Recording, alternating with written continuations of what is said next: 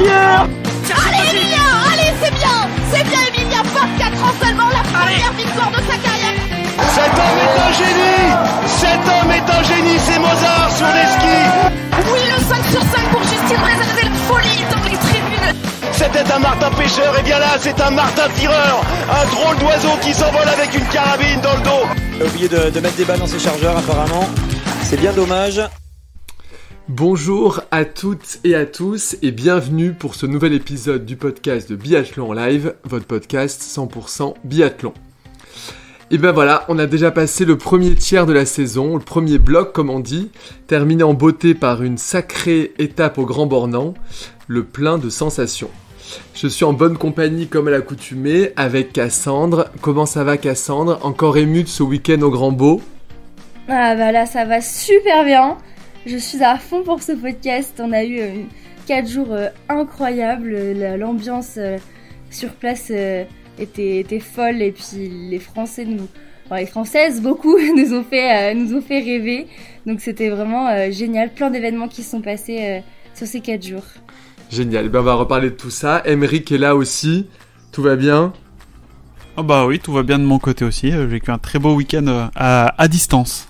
Ouais, mais c'est vrai qu'on a vibré derrière notre télé. Et le big boss Romain, comment il va?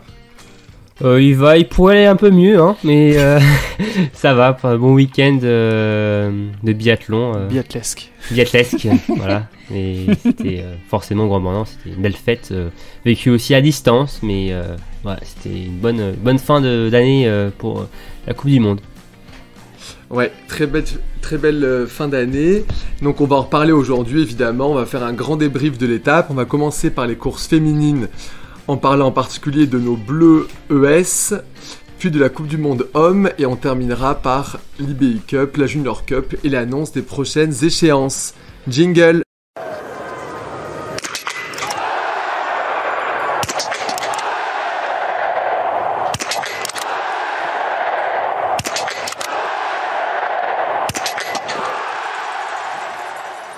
Alors, je vais commencer par la question rituelle. Quelle a été votre course marquante du week-end? Pour moi, c'est le sprint dames, parce que Sophie Chauveau 4ème. Voilà. Non. C'est tout. C'est tout. Non. Alors bon, oui, il y a beaucoup de ça, mais aussi parce que j'ai vraiment adoré ce sprint animé du début à la fin, parce que comme ça a été le cas hein, sur ce sprint et comme ça l'est souvent sur tous les autres. Toutes les leaders partent dans le premier wagon, mais finalement ça a quand même été une course animée du début à la fin avec des Françaises, Lou Jean Monod et Sophie Chauveau donc, qui ont animé cette fin de sprint et voilà, et forcément l'émotion à la fin avec Sophie qui fait 4ème, pas de podium certes, mais c'était hallucinant, incroyable, le cafassa chez elle, qu'elle était en larmes, c'était très très beau. Au bon souvenir d'Antonin Guigona. Exactement, c'est ça nous a ramené quelques années en arrière. Bah, moi de mon côté, ça serait la Mastart Dame, parce que c'était, bon déjà ça a clôturé ce week-end en beauté. Après, en plus on était un petit peu frustrés de ces doublés et triplés norvégiens chez les garçons.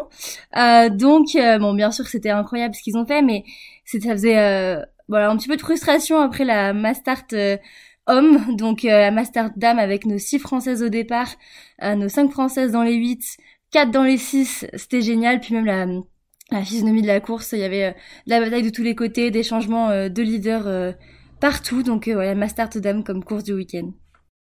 Et pour moi, bah du coup, c'est l'inverse de d'habitude. D'habitude, j'aime bien les courses qui sont tout en maîtrise, comme la dernière fois avec Johannes. Et cette fois, ça va être les poursuites, les deux, je choisis les deux. Pour ce scénario de glisse improbable, ou je sais même pas si on peut appeler ça de la glisse ou du patin à glace, ouais, ou je sais pas. Mais le fait que ça nous ait sorti un scénario improbable, voir Johannes pas tenir sur ses skis, voir, je sais plus qui c'était, peut-être Herman qui nous faisait de la double poussée dans la première grande les Suédoises. Ouais, aussi, ouais. Ou les Suédoises. Ouais. Non, j'ai trouvé le scénario de ces deux courses-là plutôt rocambolesque et du coup vachement intéressant. Ah, on a vu du chasse-neige, hein, aussi. Ah ouais, oui. C'était très impressionnant et c'est vrai que pour le feuilleton qui sort complètement de l'ordinaire, c'était intéressant aussi. Et ça a complètement rebattu les cartes, donc ouais, je comprends, c'était un week-end assez fou. J'avais l'impression de voir la Formule 1 en fait, tu vois, moi qui suis fan de F1, Ah oui. Clairement. j'ai l'impression qu'on parlait Plus de slick sur la pluie. pneus médium, pneus durs, pneus tendres là, enfin ça s'est joué sur la glisse quoi, ça s'est pas joué au biathlète mais à la glisse en fait. Et En plus, en Formule 1, il n'y a pas les pneus genre rouge, jaune, bleu. oui, enfin c'est ça ouais, Si. Ouais. les tentes si, si. rouges, Que les grosses marques, c'est c'est ça voilà. Hein. Donc Ouais. les Fischer c'était des pneus pluie quoi en fait, tu vois, c'était c'était un peu ça, mais ouais, moi ouais, sur le moment c'est assez rocambolesque, c'est sympa, mais bref, je trouvais ça un peu ridicule même moi finalement parce que c'était pas du biathlon et même enfin j'avais un peu pitié pour les athlètes quoi, même pour Johannes Bou, même pour Quentin. De voir Johannes Beu comme ça galérer autant. Ouais. Enfin, il a failli tomber, mais même Sophie Chauveau, elle est tombée un petit peu. Il y a d'autres athlètes qui sont tombés. Enfin, c'était fou en fait, ça faisait mal au cœur de pas les voir se battre avec des armes égales, et notamment là, je pense à Quentin. On en reparlera peut-être après, mais de voir qu'avec un 20 sur 20, il fait même pas une cérémonie des fleurs, alors qu'il partait pas si loin que ça en termes de classement. Ça fait mal au cœur. Un grand respect à lui d'avoir sorti le 20 sur 20 et même à Johannes d'avoir tenu le podium, franchement. Oui, c'est déjà énorme. Même s'il avait de l'avance certes au départ, Johannes, mais bon, franchement, respect à lui parce qu'il se prend 2 minutes sur les skis comme Quentin par rapport à Finello. C'est ça où tu vois il y a un problème. Jérémy Finello, le Suisse, qui est chez Atomic, je crois. Ouais, je crois donc, bien. Qui met 2 minutes à Johannes Et Et Quentin, il y a un petit souci quand même, donc ouais. Léger. Ouais, c'était assez bizarre quand même cette journée du samedi qui nous a donné son lot de surprise. C'est vrai, et d'ailleurs Cassandre, tu nous donnais une info en préparant l'émission sur ces poursuites justement. Ouais, bah c'était extrêmement verglacé. En fait, apparemment la piste était plutôt bonne en matinée, mais ça a regelé. Et donc ils ont essayé par exemple de mettre du sel sur la piste, sauf qu'au final ça ramollissait sur le coup, mais après ça regelait, donc c'était pire. Ils ont décalé un petit peu les courses, etc. Et ils ont vraiment maintenu les courses parce qu'il y avait 20 000 spectateurs et qu'ils se voyaient pas. Déjà qu'ils ont vraiment beaucoup raccourci les boucles, et que déjà les spectateurs qui s'étaient positionnés depuis 9h le matin pour être en première ligne, ils étaient déjà assez en colère, et ils avaient les bénévoles ou les organisateurs avaient même peur de mouvements de foule, avec toute cette foule qui descend de la deuxième montée par exemple pour la poursuite d'âme. Donc ouais, ça a failli, enfin pas failli être annulé quand même, et le public a joué un grand rôle dans le fait de maintenir, même si c'était un petit peu, enfin même carrément dangereux pour les biathlètes. Ça aurait pu plus mal finir. Ouais. Tu te rends compte s'il y avait des blessés pour l'IBU, l'organisation, ce serait quand même un petit scandale. Ah ouais, ça aurait fait tâche. Ouais. Ça aurait fait très tâche. Et bon, merci, bravo. Enfin, la pub pour les mondiaux 2028, là, on sait que le Grand Morland se positionne. Est-ce qu'il y aura Après, encore de la neige en 2028 Ouais, c'est clair. Après, ça montre aussi qu'ils ont su, entre guillemets, rebondir. Bon, après, ça aurait pas dû arriver, c'est sûr, mais c'est clair. Au moins, voilà, ils ont mis les bouchées doubles pour le lendemain, ça c'est sûr. Ouais. Et toi, Jérémy, ta course? Alors moi, ma course du week-end, c'était également la Masterdam, parce que moi j'ai tellement aimé la patrouille de France féminine qui déboule du dernier tir, du tir debout, et qui est toutes comme des mortes de faim, qui vont et qui ont envie et on a Anaïs Chevalier-Boucher et Julia Simon, et voilà, c'est cette espèce d'énergie de la fin où on sait que c'est la dernière course du premier bloc. Je sais pas, il y avait quelque chose de tout donné, et on les a vus de façon à l'arrivée tout épuisé. Et ce que j'aime dans le sport, c'est quand on donne tout, quoi. On va au bout de soi et même au-delà. Et j'ai trouvé que voilà, dans cette course-là, tout le monde est allé, notamment les Françaises, au bout. Donc voilà, j'ai bien vibré sur la Masterdam. Elles sont allées décrocher leur troisième étoile. Et les cadors aussi versus les jeunes, qui tout le monde était réunis. Enfin, c'était super beau à voir. Et puis Sophie Chauveau, meilleur temps de ski, incroyable. Puis Lou, pareil, première cérémonie des fleurs, première Mastart, enfin c'était fou. Et ouais, quand on sait qu'il faut des déclics dans des carrières de sportive pour là c'est sûrement un déclic qui va la marquer qui va lancer quelque chose de j'espère très beau.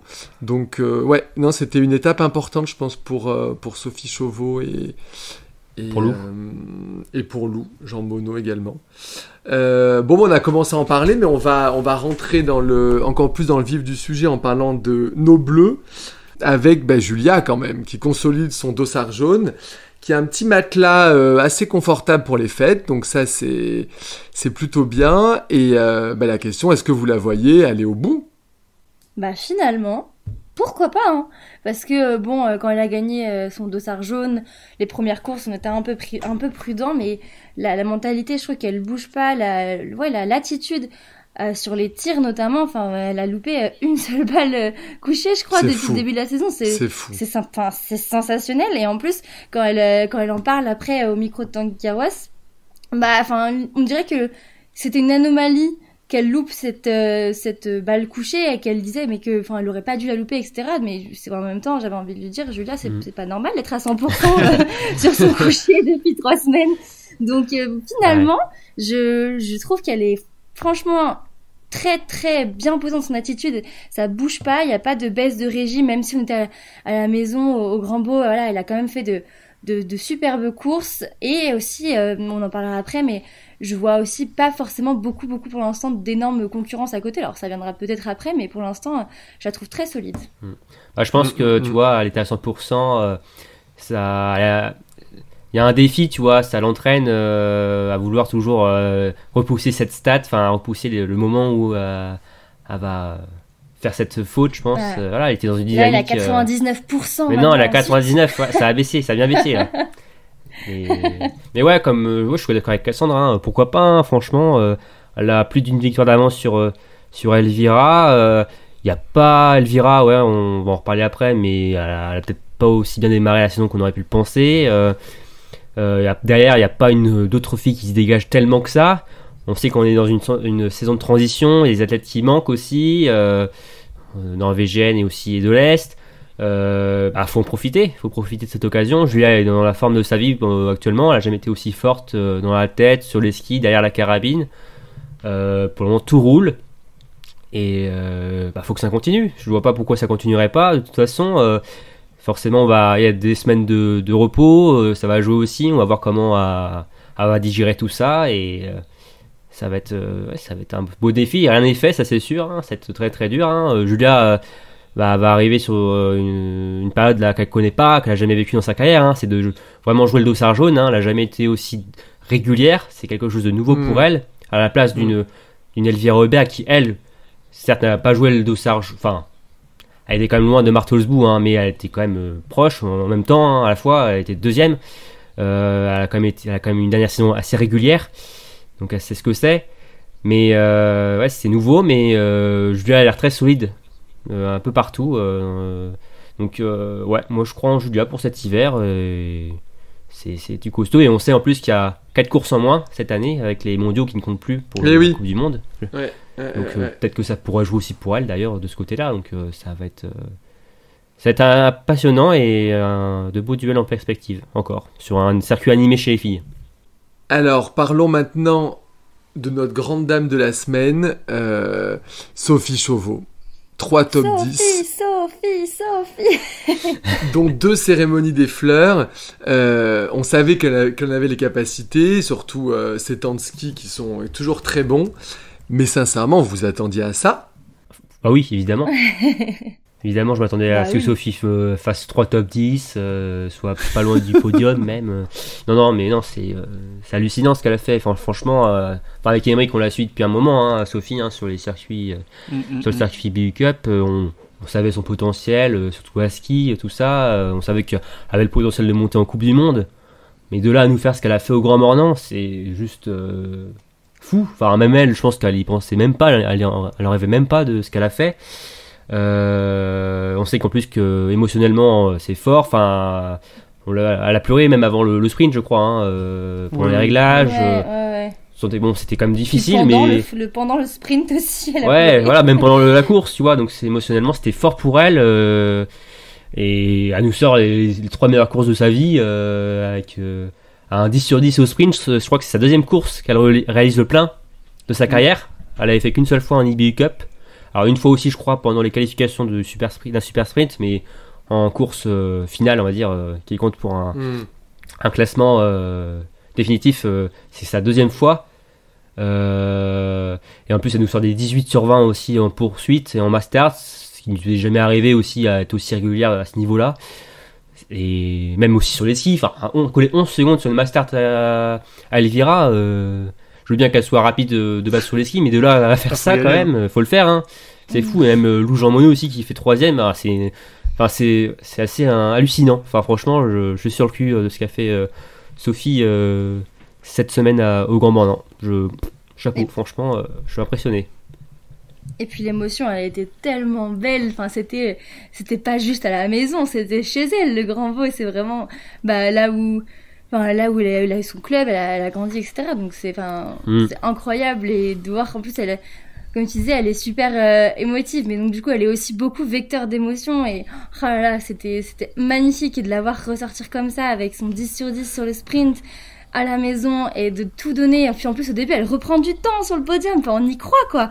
Ouais. Donc bon, à la limite on est presque un tout petit peu déçus qu'elle soit pas sur le podium à l'arrivée, mais franchement c'était absolument magnifique. Et moi j'avais peur qu'elle craque entre guillemets un peu plus sur ses tirs sur la suite de la semaine, et elle a tenu le rang, elle a tenu la pression, et puis elle a tenu le ski. Enfin je me suis dit, enchaîner le vendredi, samedi, dimanche, ça va être dur. Et au final c'est ce qu'elle disait, elle savait que tout le monde était fatigué, et au final elle nous claque le meilleur temps de ski sur le dimanche. C'était sensationnel. Pareil au classement général, elle reprend je sais pas combien de places pour finalement revenir à 22 places au général pour intégrer la Masters, ce qui était absolument pas gagné au début de la semaine non plus. C'est vrai. C'était incroyable. Dommage qu'il n'y ait pas une course le lundi. Ah bah alors là c'est clair. Ouais, non, mais ouais, c'est vrai qu'elle avait toutes les raisons du monde sur une course, la poursuite ou la Masters, de s'écrouler, tu vois. Franchement, j'aurais compris ça. C'était même pas quasiment dans la logique des choses, finalement, par rapport à ce qu'elle avait fait au début. Mais moi, j'attendais rien de Sophie sur la poursuite. Moi, je savais que, je me suis dit, elle a fait une course exceptionnelle, elle a eu tellement d'émotions, tellement de sollicitations, que c'est normal qu'elle perde des places. Ouais. Et au final, elle a pas perdu tant que ça, quoi. On sentait que physiquement, c'était pas... sur la poursuite, elle avait un peu les jambes coupées. Alors, en plus, elle avait les bons skis, Salomon. Après, peut-être qu'elle était pas non plus... à son aise sur cette piste-là, mais après sur la Masters, elle nous fait des temps canon. C'est hallucinant. Elle tient Elvira quasiment. En temps de ski, elle est meilleure qu'Elvira, mais je veux dire même sur la piste, dans le dernier tour, elle essaye de tenir Elvira, etc. C'est ça. C'est fou. Maintenant, pour Sophie, si elle arrive à maintenir ce ski-là et ce tir-là aussi, maintenant, il va falloir gratter un peu de temps pour elle au niveau du temps de tir. C'est ça où, c'est là où elle a perdu justement le podium sur le sprint, sur son temps de tir. C'est là aussi où elle a gagné sa 4ème place avec son 10, quoi. C'est un juste équilibre. C'est ça exactement. Mais après on a parlé avec les mecs aussi au début d'hiver. Elle a quand même gagné déjà du temps sur son temps de tir. Elle est déjà plus rapide. Ouais. Donc il y a une amélioration. Alors de bonne augure. Bon, cette saison ça sera compliqué. Ça va se travailler pendant l'été, ces choses-là. Mais si elle arrive à maintenir déjà ce qu'elle fait aujourd'hui actuellement. Chapeau, parce que maintenant, elle est combien au général? Elle est 16ème. Ouais, 16ème. Ah, c'est fou. Franchement, j'aurais pas parié une seule pièce qu'elle soit même dans le top 30, quoi, Sophie. Mais oui. Je suis trop content. La pression qu'il y avait, franchement, c'est les capacités mentales pour surmonter ça, c'est fou. Ah non, c'est très très fort de Sophie, franchement. Je suis épaté d'elle. Ouais, je suis trop content.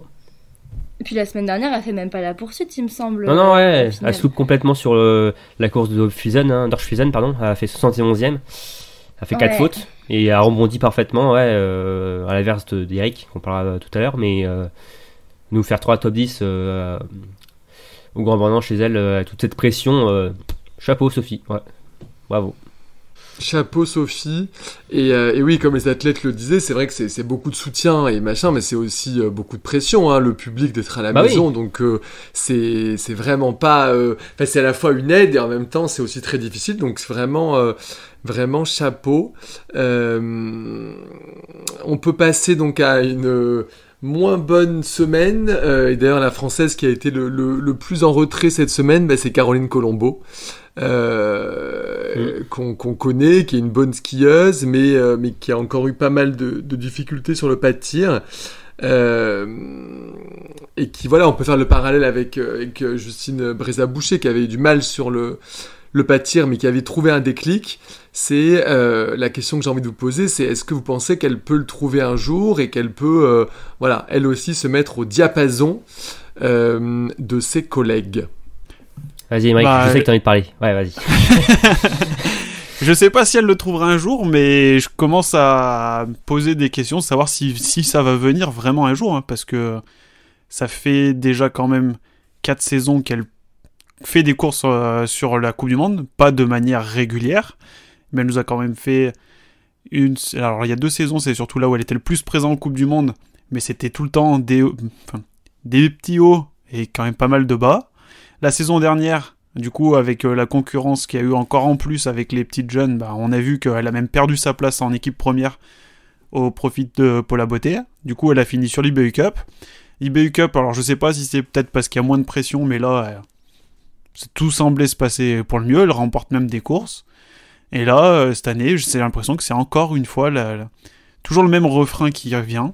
Très très bonne skieuse et toujours, encore mieux, mieux sur les skis. Ouais. Mais oui, c'est même encore mieux avec les années à ski, ça s'améliore encore en plus. Mais j'ai l'impression d'avoir toujours le même schéma qui se reproduit. Comme il y a quelques années avec Justine, ça skie très bien, mais il manque quelque chose au tir. Et le problème là où le parallèle est quand même différent un petit peu de Justine, c'est que elles ont le même âge. Et ces problèmes-là, Justine les a connus il y a 2-3 ans. Ça fait quand même 2-3 ans que c'est quand même beaucoup mieux. Et elles ont le même âge. Donc si elle met encore 2-3 ans à trouver les déclics et à réussir à vraiment exploser, elle sera... ça sera un peu tard, quoi. Peut-être que la vague sera passée, les petites jeunes auront, elles, eu le déclic, et peut-être que le wagon sera passé, ça sera peut-être trop tard pour elles. Donc, ce serait peut-être temps qu'elle arrive à trouver le déclic, quoi.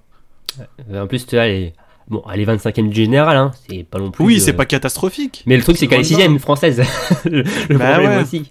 C'est ça, voilà, c'est ça le siège éjectable. Et ça. Et t'as Dijon il y a 2 semaines, elle nous fait quand même les fleurs. Et là, cata, entre guillemets. Alors, sur la Mastart, elle avait eu des petits problèmes respiratoires sur la fin. Mais bon, elle avait déjà un peu raté ses tirs avant, quoi. Mais c'est fou il y a 2 semaines, on se disait que ça y est, c'était bon, c'était enfin lancé et qu'elle allait, j'y croyais, pouvoir rester dans cette Coupe du Monde. Et là, ça remet tout en question. Son meilleur résultat sur les 2 derniers week-ends, c'est une 22e place sur la poursuite. Et elle est à minimum 3 fautes. Donc, sur le sprint. C'est meilleur, en carrière, elle a seulement 3 top 20. Quand tu compares à quelqu'un comme Justine Brézat, donc qui a le même profil et qui a le même âge. Justine, elle a déjà plus de victoires. Oui, que de top. Elle a plus de victoires, ne serait-ce que l'année dernière, que Caroline, elle a 2 top 10 depuis le début de sa carrière, quoi. Et une médaille d'or au JO. Sophie ou Lou, hein. Oui, voilà. Même Sophie, du coup, elle a plus de top 10 en un week-end. Elle en a fait plus que Caroline en a fait en 4 ans en Coupe du Monde. Bon, après, Sophie, il faut voir aussi dans la continuité des choses, hein. Mais tu regardes, c'est un peu le même profil aussi, très bonne skieuse, friable au tir, et là, elle a trouvé le déclic, mais sur 3 courses d'affilée quand même. Caroline, elle a jamais réussi à trouver le déclic sur 2 courses d'affilée, quoi. Ouais, c'est ça le truc.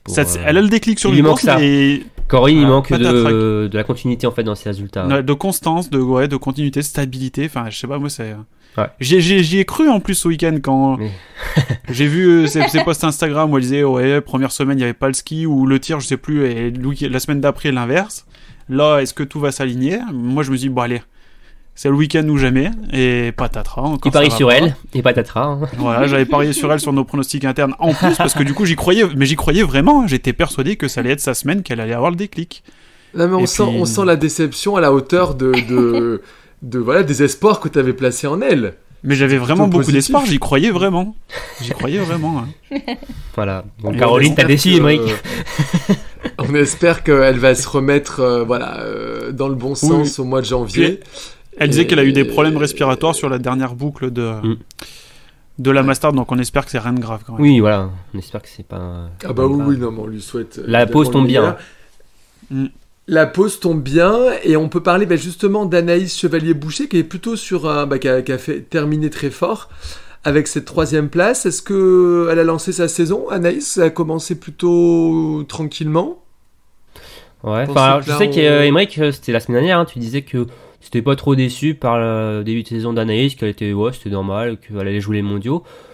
Moi, j'étais quand même un peu déçu, hein, franchement, de par son statut de cadre de l'équipe, j'attendais quand même un peu plus sur les premières courses d'Anaïs, hein, qui avait pas fait un seul top 10, il me semble, hein, depuis le début de l'hiver. Donc je trouve quand même qu'elle était loin de ses standards par rapport à ça. Il y avait toujours la petite balle en trop, hein, qui jouait. Hein, après en ski, elle était un petit peu mal, hein, elle était dans le coup. Mais non, ce week-end est plutôt bon quand même là pour Anaïs. Ça fait quand même plaisir, hein, qu'elle soit de retour au top, surtout en plus sur un 3e week-end là où normalement elle est pas forcément bien. C'est comme ces dernières années. Ouais, d'habitude. Ouais. Et on l'a senti plus aussi avec plus le couteau entre les dents que sur les 2 premiers week-ends. Je sais pas, il y avait quelque chose de plus... Ouais, peut-être l'ambiance, le fait qu'elle soit devant son public, peut-être que voilà, ça l'a donné peut-être un petit boost supplémentaire. Je sais pas. Mais aussi parce qu'elle avait été en manque de résultats aussi, hein, elle s'en était pas cachée, hein, parce que je dis qu'elle était déçue, mais elle le dit aussi, hein. Enfin, je disais qu'elle était déçue de son début de saison, mais elle était aussi déçue. Hein, Oui, puis en plaisantant, elle disait qu'elle avait commencé à avoir peur pour sa place dans le relais ou même et que les jeunes poussaient derrière. Et c'est vrai que même si c'est de l'humour, on sent quand même que tout le monde se pose des questions. Il y a une émulation dans ce groupe féminin. Ouais. Et donc effectivement, c'était bien, je pense qu'elle claque un podium, quoi. Oui, aussi c'est bien, pour elle et pour... on a Julia comme leader, mais c'est bien aussi d'avoir une autre leader en forme, hein, parce que Julia va peut-être pas toute la saison à nous sortir des perfs de ouf, hein, on sait que derrière, les filles sont là, mais c'est pas aussi régulier aussi qu'on a Julia actuellement. Et c'est bien aussi d'avoir Anaïs aussi aux avant-postes, et comme elle l'a très bien fait sur la Mastart. Bon, on peut regretter forcément cette faute sur la première balle de son dernier tir, hein, qui, bon, sans cette faute, elle aurait sans doute gagné, mais après on va pas refaire la course, mais c'est non, mais c'est bien pour Anaïs. Je suis content qu'elle finisse sur une bonne note cette année 2022, et j'espère que ce sera plus souvent comme ça aussi sur janvier avant les mondiaux, qui sont quand même son objectif de la saison. Oui, peut-être que ça mettra aussi moins de pression sur Julia de savoir qu'il y a une autre Française qui fait des résultats régulièrement. C'est dans les équipes, on sait que c'est bien d'avoir 2 cadres pour éviter que tous les regards soient braqués sur celle qui a le dossard jaune. Ouais. Donc, est-ce que vous avez envie de dire un petit mot sur Lou, 9e du sprint, 6e de la Mastart, qui fait aussi un très beau week-end. Ouais, et puis franchement, super performance, parce qu'on la connaît très bonne tireuse, mais c'est cool de la voir aussi assez bonne skieuse, et même très bonne skieuse sur la Mastart. Donc ça fait plaisir de la voir aussi dans sa cérémonie des fleurs. Franchement, elle peut être que heureuse, je pense, de cette semaine. Donc ça fait plaisir de voir les plus jeunes, on va dire les nouvelles, un petit peu nouvelles têtes, pas les cadres, on va les catégoriser comme ça, qui prennent un peu la place, un peu plus de place dans cette équipe de France. Donc franchement, très satisfaite de cette semaine de Lou. Ouais, franchement, sacré progrès, hein, à ski. Impressionnant. On pointait souvent à juste titre aussi, hein, ses difficultés sur les skis. En tout cas, c'était son point faible, entre guillemets, par rapport à son tir. Et là, elle nous sort des temps de ski assez très très bon, quoi. On va pas prendre en compte sa poursuite, hein. Elle était chaussée de. On sait qu'elle est chez Fischer, donc malheureusement, c'était compliqué pour elle, mais 9e sur le sprint, elle était mal chaussée. 9e sur le sprint, 6e de la Mastart. Franchement, les jeunes, je suis épaté, hein. On pouvait s'inquiéter un peu, de la retraite d'Anaïs, l'absence de Justine aussi. Ça faisait quand même 2 cadres en moins dans l'équipe, c'est pas rien. Non. Et finalement, les jeunes, hein, sont là, se répondent présentes, et je veux pas dire, on voit pas la différence, peut-être pas quand même. On l'a vu peut-être sur les courses précédentes, mais c'est cette équipe. On l'a souvent dit, hein. Le groupe féminin est quand même très très dense, hein, chez les filles, hein. Il y a du monde derrière. Et puis, il n'y a pas Justine, il n'y a plus Anaïs Bescon. Enfin, l'année prochaine, le casse-tête. Ouais, il y a aussi. Que ça soit l'année prochaine ou les mondiaux, ça va être difficile de choisir. Ouais. C'est ça. Aymeric, tu nous rappelles pour les mondiaux combien de sélectionnés? 4. On a le droit à 4. Ouais. 4 par course, ouais. Il y a des 2 remplaçantes. Oh non, crève-cœur. Et un petit mot peut-être pour Chloé Chevalier qui fait un grand beau intéressant. Ah, c'était beau la scène là sur le dernier tir avec sa sœur Anaïs sur la Mastart. Puis le 3e tour aussi, où elles ont été toutes les deux en tête là. Ah franchement c'était génial, franchement de la voir comme ça et des tirs debout plus engagés aussi. Ah ça fait plaisir. Elle s'est pas endormie. Voilà, elle est pas restée longtemps. Ils sont péchés mignons malheureusement là sur les tirs debout ces derniers temps.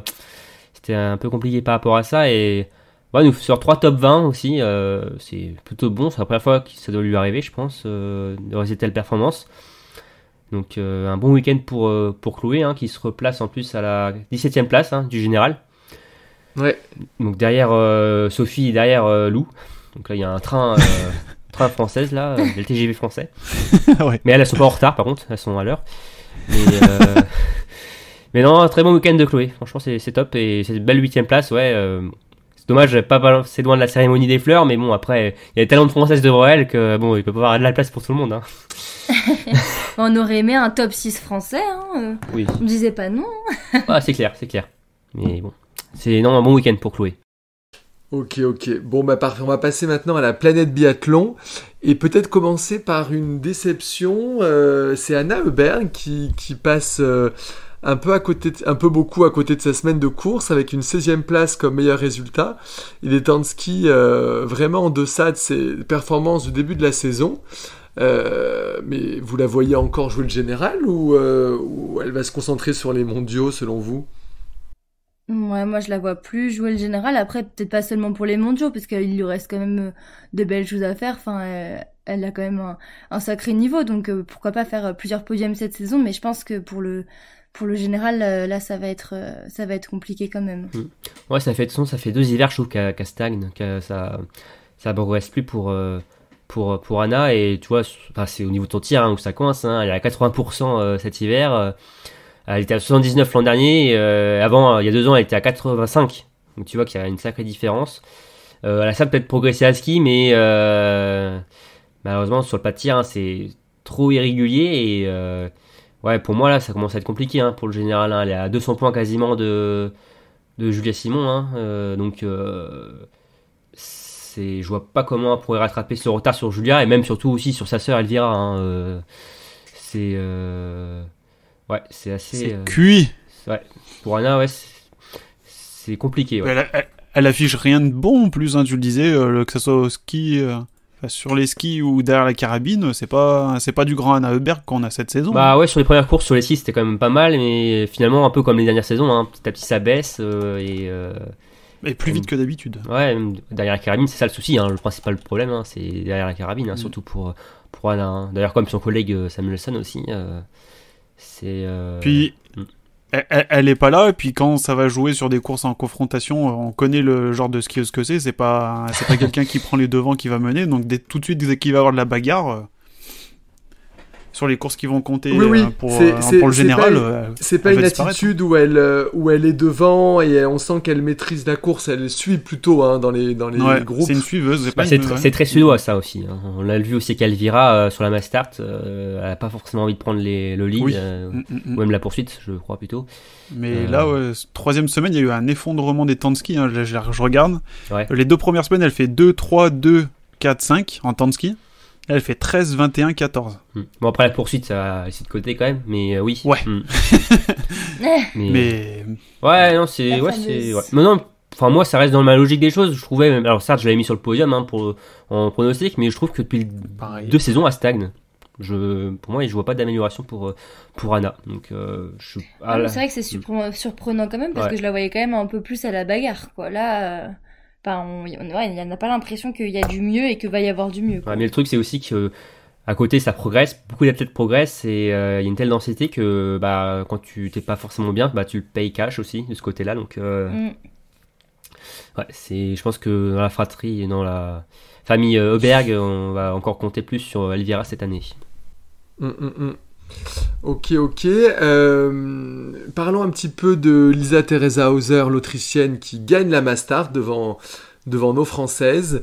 Vous la voyez, vous, tenir dans le dernier tour, ou vous pensiez que nos Françaises pouvaient la rattraper ? Moi, je la voyais d'ordinaire. Je l'aurais pas forcément vu tenir, avec notamment un souvenir de l'année dernière où en ski c'était plus compliqué. Hauser, elle tirait très bien, mais en ski c'était compliqué, même visuellement. J'ai des images où il y a vraiment une différence visuelle. Après, c'est aussi son style de ski. Mais là, sur cette Mastart, dans le 4e tour, du coup, elle reprend du temps sur la tête, etc. Donc je me suis dit que celle-là, elle allait pas la laisser passer, et je voyais pas les Françaises revenir, ouais. Bah non, moi, à l'inverse, moi je trouvais justement que je suis pas du tout surpris. Pour moi, on l'a vu dernièrement, enfin la dernière saison, c'est plutôt une finisseuse, Lisa Hauser, donc je n'étais pas forcément surpris de la voir résister aux deux Françaises, et en plus Julia était quand même dans le dur dans la dernière boucle, on le voyait, ça grimaçait, et on sait qu'aussi Anaïs des fois c'est compliqué dans les dernières boucles, donc pour moi, je suis pas spécialement surpris que Hauser ait résisté aux Françaises, et bon, au moins ça lui permet de prendre déjà de succès pour l'Autrichienne quand même cet hiver, et remonter au 6e rang, donc c'est une bonne performance, super perf d'Hauser, qui a eu un petit trou sur certaines courses après son premier succès, mais toujours placé, de toute façon, faut toujours compter sur elle, l'Autrichienne. Ouais, une belle, bien terminé son année 2022. Comment vous voyez le mois de janvier, du coup? On a Elvira qui est toujours excellente, mais qui fait pas forcément des écarts sur les temps de ski. Cassandre l'a rappelé, Sophie lui a quand même mis 11 secondes, donc c'est pas rien. Les Italiennes sont là, mais voilà, c'est pas non plus les meilleures années de Lisa Vitozzi, Dorothea Virer, les Allemandes un peu irrégulières. Donc qui pour accompagner Julia dans les sommets du classement, à votre avis? Elvira. Elvira, Ouais. Elvira quand même. Ouais, celle qui a le plus prouvé les dernières saisons. Encore, tu vois, elle gagne sur la poursuite. Enfin, franchement, pour moi, je pense que c'est celle qui... pour moi, elle est toujours un peu favorite, même si Julia l'avance. Pour moi, elle a toujours la pancarte Elvira pour remporter le général, et ça reste quand même très régulier, Elvira. Certes, elle a qu'une victoire, mais depuis le début de saison, c'est très très régulier. Son plus mauvais résultat, c'est une 12e place. Sinon, c'est pratiquement que des top 5. Donc, il y a une 8e place sur le sprint du Grand Bornand, mais sinon, c'est très très régulier. Donc, Julia ne pas devoir trop se rater trop souvent. Donc, non, pour moi, Elvira, c'est la principale menace pour la Savoyarde. Elvira 100%, et imagine une Vitozzi. Ouais. Elle avance cachée. Enfin, cachée, elle est quand même 3e du général. Mais pour le moment, on l'inclut pas trop dans la bataille pour le gros globe. Mais en vrai, à part... Attention à Denise aussi. Denise Herrmann aussi. Oui, Denise aussi. C'est une menace aussi. Tendrevold qui assume parfaitement, je trouve, son statut de leader de l'équipe norvégienne. Je trouve qu'elle a franchement passé un cap. Elle se révèle. Même au niveau du ski, je trouve qu'elle est très régulière au niveau sur la piste. Elle est plus rapide. Donc c'est Vitozzi, Herrmann. Finalement le top 5. Herrmann plus régulière que ce que je m'attendais, tu vois. Autant les mecs, comme on disait, on l'a encore confirmé la semaine dernière, c'était surtout des coups d'éclat. Herrmann, elle me fait bien mentir. Bon, elle s'est ratée sur la Mastart avec la 21e place, mais ça fait quand même des gros points de perdu. Mais quand on sait que maintenant c'est un nouveau barème. Mais c'est rien n'est joué franchement chez les filles, c'est ça qui est bien par rapport aux garçons.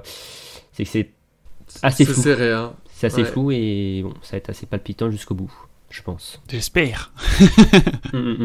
Bon, très bien. Est-ce que vous voulez ajouter quelque chose sur la Coupe du Monde dames? On a quand même eu une belle victoire suédoise sur le sprint.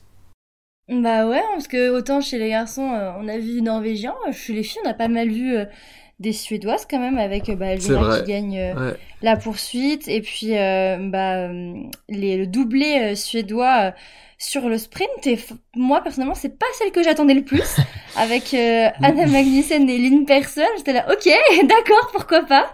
Mais vraiment, j'ai été vraiment surprise d'Anna Magnussen qui fait quand même une très bonne semaine. Alors déjà, elle gagne le sprint, donc très bon début de Respect. semaine avec un 10 sur 10, voilà, un plutôt bon temps de ski, donc franchement, voilà. Et puis la poursuite, elle a plutôt été parmi les malchanceuses, parce qu'au final, elle part quand même devant.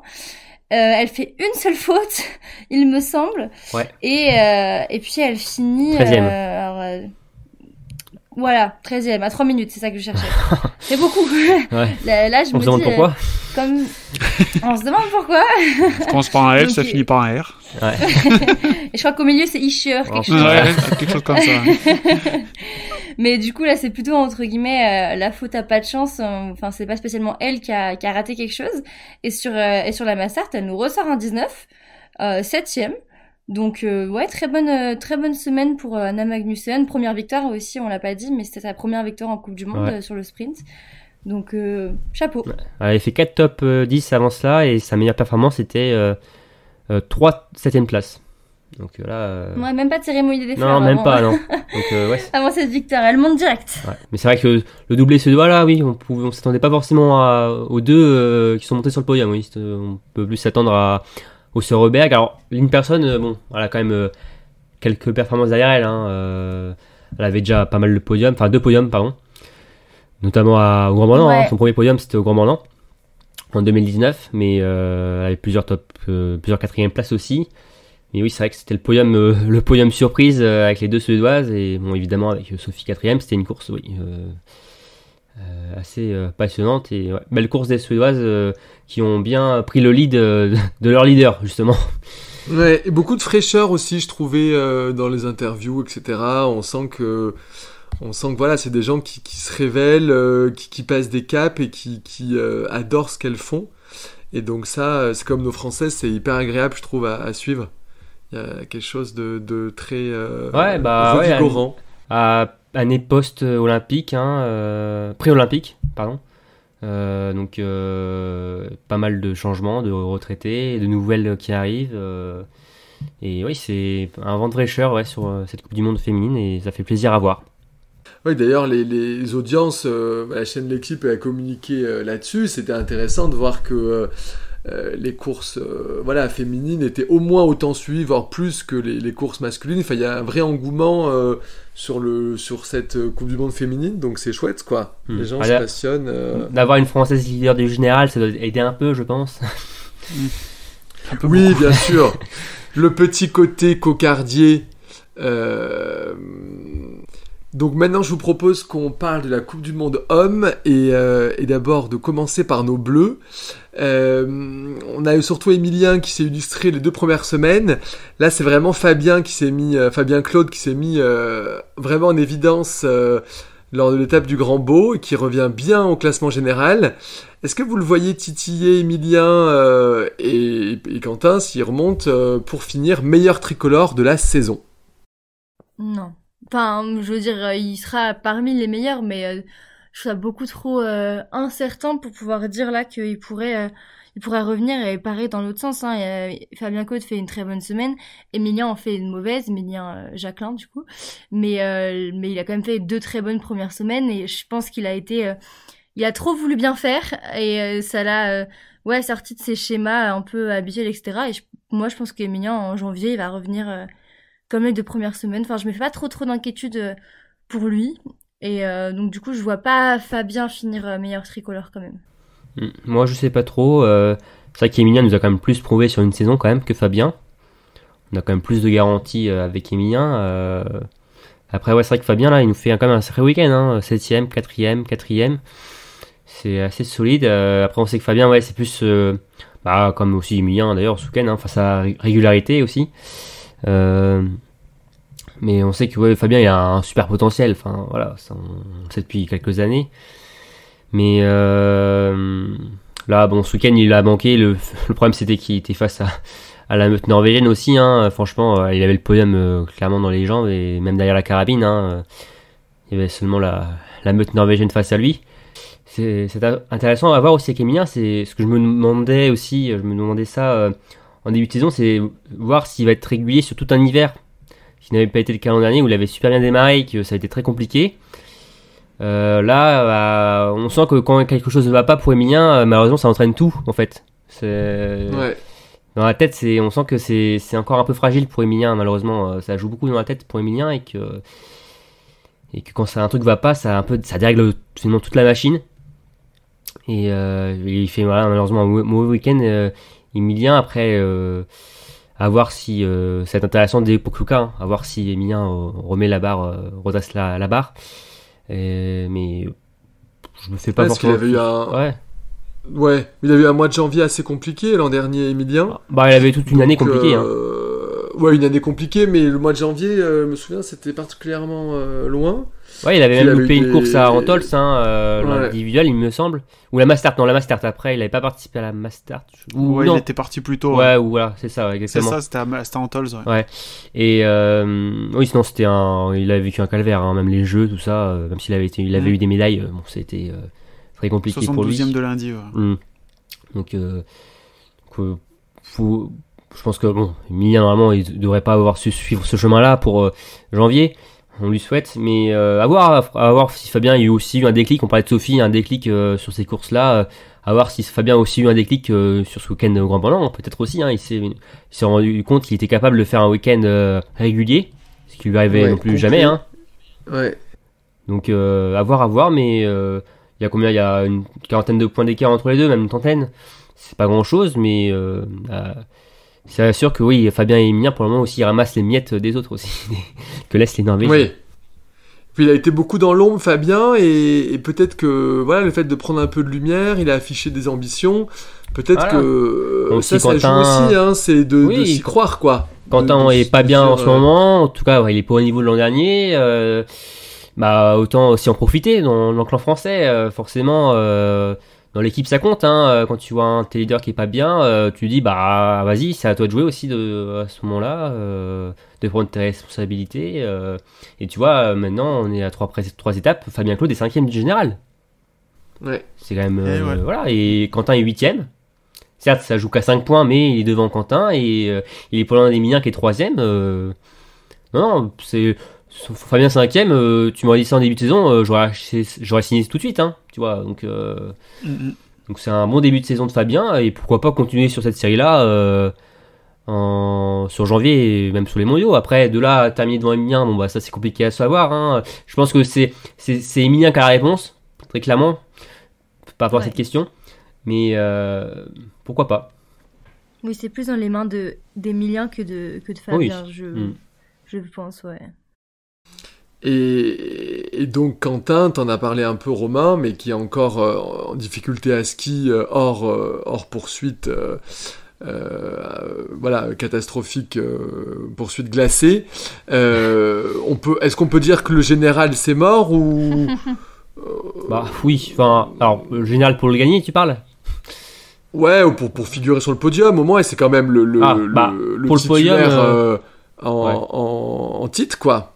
Pour le podium, non, c'est pas mort. Il est qu'à 49 points, tu vois, de Emilien. Donc, c'est rien n'est fait. Mais après, oui, pas pour les 2 premières places, et surtout pour la première, oui, pour moi, c'est cuit. Hein, même si, évidemment, faut... Ils sont trop au-dessus, les 2 Norvégiens. Hein. Oui. Enfin, franchement, il y a une telle avance maintenant. Il y a un niveau d'écart complet. Hein. C'est clair, oui, ils font pas le même biathlon en ce moment. Enfin, je dis pas ça contre Quentin, hein, c'est même par rapport à tous les athlètes, par rapport à Johannes et ce tour-là. Hein, voilà. Ils sont largement au-dessus des autres en termes de régularité. Ils ont un propre championnat c'est ça. eux. Exactement, ils sont sur notre planète. Il a déjà plus de 3 victoires de retard sur eux, c'est quasiment foutu. Hein. Enfin, on le disait déjà la semaine dernière pour nous que c'était quasiment foutu, mais là, je pense que on confirme, malheureusement. On peut signer, c'est foutu. On peut signer, c'est foutu. Après, il y a l'objectif des mondiaux là, où oui, il peut briller. Je pense que Quentin va monter en régime. C'est là où il peut sauver sa saison. Ouais. Et voilà, c'est ça. Et en plus, il lui manque une victoire, une médaille d'or individuelle aux mondiaux. Donc sa saison est pas totalement perdue, même si on sait que Quentin il voulait garder son trône de numéro 1 mondial, c'est une mission quasiment impossible. Mais non, mais pour Quentin, après, tu vois, 8ème du sprint, 7ème de la poursuite dans des conditions très dures, 11ème de la Mastart, c'est pas mauvais, hein. Voilà. Mais bon, malheureusement c'est pas suffisant face aux deux ogres qui sont en face. Exactement. Voilà, Est-ce qu'on peut pas quand même faire le parallèle avec la saison très compliquée pour Martin, la saison 2018-2019, donc post-olympique, la dernière Olympiade où il vit aussi une saison compliquée. Il y a un article de Biathlon Live qui reprend la déclaration de Martin qui dit je me suis suicidé en tant que biathlète, c'est que dans la préparation il y a quelque chose où il s'était trop mis la pression, et moi j'ai l'impression quand même que ça ressemble un peu à ça, hein, pour Quentin. Qui serait mis trop la pression du coup par rapport à son duel, en perspective de son duel face à Johannes, du coup. Ouais, je sais pas. Ça serait ça. Hein. Peut-être aussi là, toutes les sollicitations aussi, on en a beaucoup parlé, hein, je trouve, par rapport à ça. Peut-être on a-t-il trop fait aussi, parce que justement, en plus, on sait que c'est un bosseur, il bosse beaucoup, donc. Non, mais c'est pas là-dessus, hein, c'est pas un je m'en foutiste, Quentin. Non, pas du tout. Non, justement, non, mais avec les sollicitations, il a bossé encore énormément comme il le fait habituellement, et qu'il en a fait peut-être encore un peu plus, oui, peut-être que ça a provoqué cela, hein. Et c'est là où tu te rends compte de ce qu'a fait un Martin Fourcade, hein, pendant 7 ans, c'est hallucinant, quoi, mais oui, il y a peut-être de ça pour Quentin, en effet, ouais. Passons à notre cher Éric Perrault, qui a des temps de ski plutôt intéressants, je crois, mais voilà, une deuxième semaine où il prend pas la poursuite, et on peut se poser la question de est-ce qu'il peut garder sa place en Coupe du Monde ou ça pousse trop derrière. Ça commence à être un peu compliqué quand même pour Eric là, hein. Faire 2 week-ends de suite où tu prends pas la poursuite, c'est compliqué. Alors il a la chance peut-être d'avoir, qu'en IBU Cup il n'y a pas un athlète qui se dégage énormément, qui fait pas des podiums sur podium, victoire sur victoire, hein. Même si Oscar a fait 2 podiums quand même en IBU Cup, et là ça peut peut-être jouer. Je sais pas comment va marcher le staff, ce que va décider le staff, mais si ils vont refaire des sélections en interne avant la prochaine étape. Si il replace Oscar par Eric, je serais pas non plus totalement surpris, tu vois. C'est pas immérité pour Oscar qui a fait aussi, je trouve, en ski qui a bien progressé. Il rivalise bien. Ouais, franchement, j'étais assez surpris. Il a bien progressé de ce côté-là. En tir, il a toujours été très bon. Donc, mais c'est vrai que pour Eric là, c'est compliqué. Après, on sait que c'est un athlète qui est très jeune, donc tu vois, comme Paula, c'est un peu les mêmes profils finalement, Paula et Eric. S'ils descendent en IBU Cup, c'est pas grave, entre guillemets. Voilà, ça sera pas définitif, et ça sera peut-être un mal pour un bien aussi, justement, de rebondir sur le circuit B. Puis les portes sont quand même... Enfin, la concurrence est quand même moins rude, du coup, que chez les filles. Hein. Voilà, c'est ce qui peut aider Eric à rester sur la Coupe du Monde, ouais. Et puis, il a joué de malchance aussi, du coup, on le disait le week-end dernier. Alors, Filzen, avec sa chute sur le sprint, qui le prive certainement de poursuite. Hein. Peut-être que ça l'a fait rentrer dans une dynamique peut-être un petit peu négative, et ça l'a... peut-être bousculé, il est peut-être pas bien mentalement sur cette troisième étape. J'espère qu'il sera là encore au début de l'année 2023. On verra ce que ça va donner. Mais je suis curieux en tout cas de le voir s'il revient, de voir s'il arrive à se remobiliser et revenir correctement, à être là présent, et au moins se requalifier du coup, parce qu'ils attaquent direct par un sprint poursuite, donc voir s'il arrive à re-rentrer dedans s'il est sélectionné. Ouais.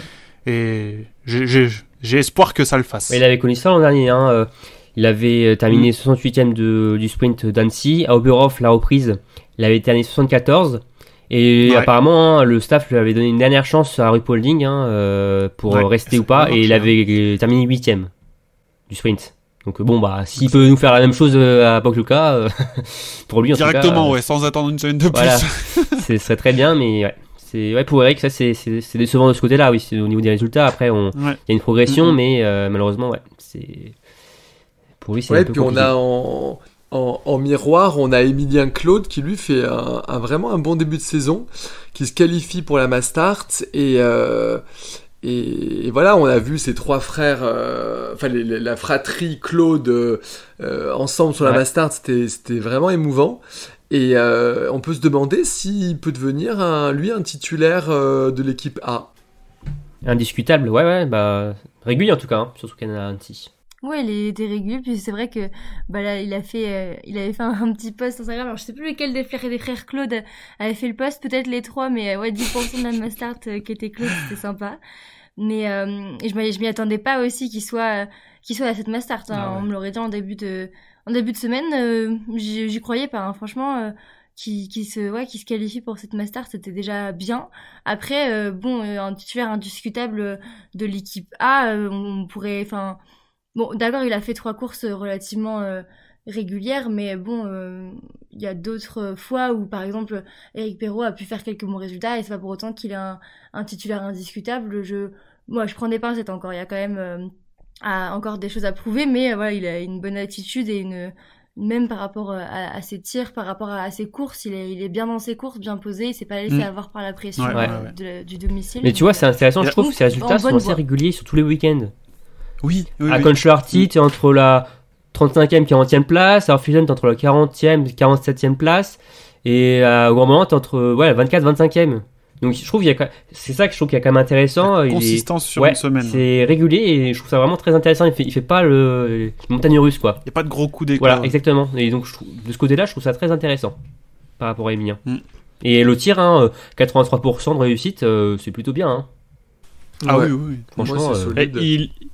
Il est peut-être en train pour le moment de consolider une potentielle place de remplaçant pour les mondiaux. Hein. C'est ça. Bah, pour le moment, il a l'avantage, par rapport à Eric. Enfin, pour moi, en ce moment, oui. Même si peut-être le potentiel d'Eric peut-être plus important de ce qu'on a pu voir les dernières semaines, les dernières années. Mais en termes de biathlon pur, là, actuellement, c'est Emilien qui a l'avantage, complètement. Ouais, il a fait la moitié du boulot. Ouais. Il reste encore 3 étapes pour valider ce ticket de remplaçant. Ouais. Ou mieux, si il expose complet. Si Antonin, on sait jamais. Hein. Ouais, lui, il est 99, Emilien Claude, alors qu'Eric est 2001, c'est vrai qu'ils ont 2 ans d'écart. Ils ont 2 ans d'écart. Eric, c'est encore un junior, donc, il faut le rappeler toujours, mais c'est vrai que... mais on a beaucoup d'espoir en lui, mais peut-être que ça prendra aussi du temps comme pour beaucoup de ce sport je pense difficile. Que d'avoir ses 2 frères aussi sur la Coupe du Monde, ça doit vachement l'aider, et même dans le groupe avec Fabien, il a toujours été avec ses frères, de toute façon je pense qu'il a bien été. Emilien est conscrit d'Elvira Heuberg quand même, hein. C'est ça qu'il faut se dire. Ouais, c'est ça, exactement. Oui, alors bien sûr. C'est dire à quel point Elvira est un ovni. Hein. Incroyable. Ouais. Non, mais Elvira, oui, c'est. Je peux me dire une ovni parce que elle a pas non plus tout explosé dans la discipline déjà. C'est pas Kylian Mbappé, hein, mais oui, faut que je la place. Ni Laura Delmayer. Pour en termes voilà, mais Elvira, on la voit venir, tu vois, depuis des années, quoi. Il y a des phénomènes qui arrivent de temps en temps comme ça, même si je trouve depuis quelques années quand même on voit plus en plus de jeunes comme arriver très tôt, forts, notamment en Norvège, mais bon, est-ce que c'est surprenant, je sais pas. Non, pas vraiment. Voilà. Mais bon, après tu me diras en Suède, donc c'est pas non plus peut-être la plus grande surprise non plus, mais c'est vrai que non, mais pour venir à Emilien, c'est un athlète qu'on voit venir aussi depuis un petit moment, qui a toujours eu des bons résultats chez les jeunes en IBU Cup, tout ça. L'an dernier, il s'est démené entre les Norvégiens et les Allemands sur l'IBU Cup. Il a réussi à quand même avoir des résultats. Et là, il a sa place en Coupe du Monde. Il a bien sa place. Et donc, c'est top pour lui. Ok. On peut aussi dire un petit mot sur Antonin Guigona qui signe ses 2 meilleures perfs de l'hiver au Grand Beau. Comme on voyait la suite pour lui. Est-ce qu'il a... Oui, il a sa place dans le relais de toute façon, Antonin. Oui, il l'a regagné là. Surtout au vu de ses résultats en Autriche et en France. Il n'y a pas de surprise. Enfin, pour moi, il n'y a pas de suspense par rapport à ça. Et en plus, t'as Eric qui a commencé sur les relais, ça va pas forcément bien. Emilien qui est pas mal, Emilien Claude qui progresse, on sent, mais c'est encore un peu tendre. Hein. Mais à Antonin, forcément, l'expérience, ça compte. Hein, et on sait qu'ils mettent en premier relayeur. Et bon, en premier relayeur, Antonin, c'est quand même rassurant. Ouais, je suis d'accord pour moi, pour les mondiaux. Autant en début de saison, on pouvait peut-être un peu plus se poser la question en se disant, bon, où est-ce qu'ils en sont les petits jeunes, on va dire, de l'équipe. Est-ce que ça va un petit peu pousser Antonin en dehors de ce relais, etc. Et là, après 3 semaines, ouais, non, pour moi, ça sera Antonin aussi qui sera dans les prochains relais. Et En tout cas, ça va mieux pour Antonin. On voit qu'il monte en régime après un début compliqué. Il avait été malade. Donc, c'est vrai. ouais, il fait des belles performances au Grand Beau. 8ème de la poursuite. Alors, oui, peut-être aidé par ses skis, mais bon, c'est pas un hasard. Il avait choisi cette paire de skis. Il savait, tu vois, il savait qu'en étant chez Salomon, qu'il y allait avoir une course. Il aurait besoin de sa super glisse sur la glace, mais non. Mais c'est même, tu vois, 12ème de la Mastart. Non, c'est bien. Après, est-ce qu'il peut faire plus? Voilà, Antonin, c'est ça aussi la question. C'est un peu compliqué, mais non, il y a du beau monde devant lui aussi, avec tous ses leaders, et notamment norvégiens, donc à voir, mais bon, Antonin est toujours là, tu vois, c'était un peu nanas, tu vois, ces dernières années, ça a été peut-être un peu plus en retrait, tu vois, mais toujours là quand même, pour épauler l'équipe, et pour faire aussi la perf qu'il faut, et notamment aider l'équipe en relais. Ouais, quelle expérience aussi, c'est important aussi l'expérience de oui, course. tout à fait. Il faut dans les groupes de toute façon un mélange d'anciens et de modernes. Donc voilà. ouais, on garde Antonin. Le doyen, ouais, on a besoin du doyen. On a besoin du doyen. On va passer à la planète biathlon avec ce duel norvégico-norvégien, bien sûr, Johannes Sturla. Mais quand même intéressant. Est-ce que vous voyez Sturla chatouiller comme il y a 2 saisons les mollets de Johannes? Moi, le truc c'est que, Sturla fait un super début de saison, mais le problème, la différence en fait avec il y a 2 ans, c'est que Johannes est beaucoup plus fort. Et c'est ça qui me dit que malheureusement, j'y crois pas trop. Après, à voir si Sturla re-rentre dans la tête de Johannes. Pourquoi pas, mais Johannes est tellement fort, je trouve, cet hiver. Même quand ça va pas, il est sur le podium, tu vois. Il est tellement serein que moi, je vois quand même Johannes devant, mais ça nous permet d'avoir un petit duel devant, et je trouve ça sympa, quoi. Même si c'est entre la même nation. On aurait préféré de plusieurs nations différentes, mais à voir, on sait jamais, évidemment. Mais l'écart et finalement, l'écart est pas si grand que ça entre les deux. Johannes a gagné tellement de courses, mais au final, tu vois, il y a que 35 points d'écart entre les deux, 34. Ouais. C'est pas beaucoup, quand on sait qu'une victoire maintenant c'est 90 points, ça peut aller très vite. Donc, ouais, moi je trouve qu'il saisit chaque occasion, la grille. Ouais. Après, bon, du coup, dès que Johannes B a son maximum, bon, c'est vrai que du coup il est un peu plus fort, mais moi je sais pas, j'y crois, je me dis, c'est possible, quoi. Il a l'affût, il est, comme tu disais, super bien placé au général. Il a sorti une course de patron sur je vais dire une bêtise, la poursuite. Ouais. Ouais, c'est ça. Oui, la poursuite, c'est vrai. Donc voilà. Donc, Sans Fischer. Mais donc du coup, franchement, bien sûr là, il y avait notamment sur cette course-là d'autres problèmes, mais je sais pas, je trouve vraiment toujours là, toujours placé. L'année dernière, il l'était déjà. On sait qu'il sera régulier tout au long de la saison, là où pourquoi pas Johannes aurait une petite baisse de régime. Et comme ils sont proches au général, moi je l'enterre pas, la grid. Ok. Ouais. Et en plus, ouais, non, mais la grille que les top 6 depuis le début de saison. Il a pas quitté la cérémonie des fleurs. Et encore, il a eu, à part l'individuel d'ouverture, sinon il a toujours été sur le podium. Donc c'est un gros début de saison. Et oui. Et après, oui, rien n'est fait, ça c'est sûr.